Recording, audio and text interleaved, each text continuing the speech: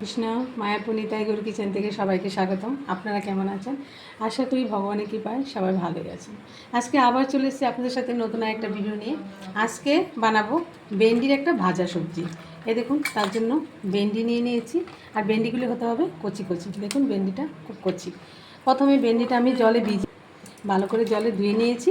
এখন আমি এই যে বানিয়ে নিচ্ছি ভেন্ডিটা। ঠিক এরকমভাবে একটা ভেন্ডিকে 3টে করে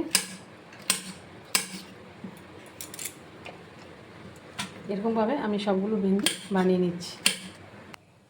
ভেন্ডি সবজির জন্য আমি একটু মশলা করে নিচ্ছি, সেটা ভাজা মশলা। তার জন্য নিয়েছি এখানে 2 চামচ ধনে, 1 চামচ রাঁধুনি, আর 1/2 চামচ জিরে, আর 2টো শুকনো লঙ্কা।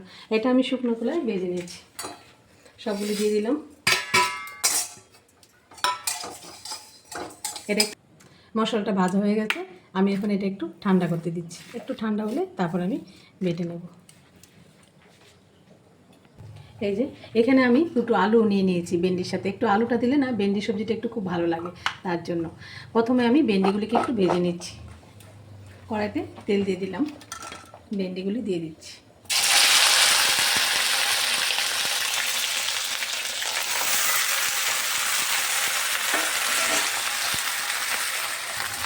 একটু লবণ দিয়ে একটু ভেজে নেব। এই যে মশলাটা, ভাজা মশলাটা একটু গুঁড়ো করে নিচ্ছি। আমি এই গুঁড়োটা না মানে একদম মিহি করব না, একটু আর ভাঙ্গা রাখবো।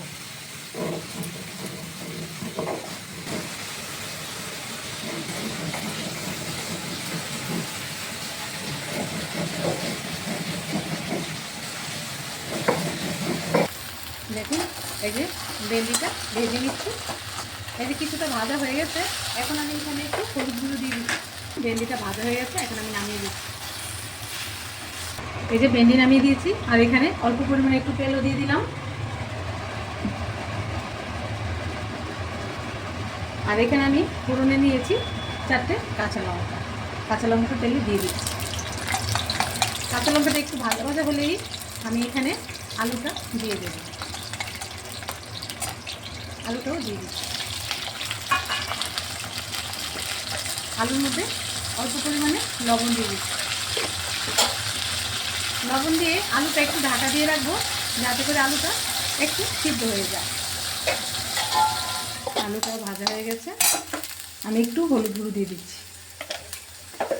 দিয়ে একটু আলুটাকে মিশিয়ে নিচ্ছি। আর এখানে আমি যে মশলাটা করে নিয়েছিলাম ওই মশলাটা দিয়ে দিচ্ছি। মানে অল্প পরিমাণে একটু জল দিয়ে দিচ্ছি।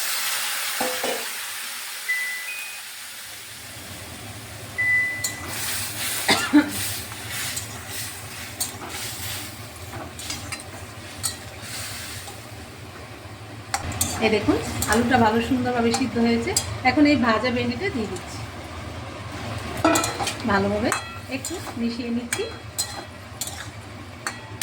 আর এখানে স্বাদ মতো চিনি দিয়ে দিচ্ছি।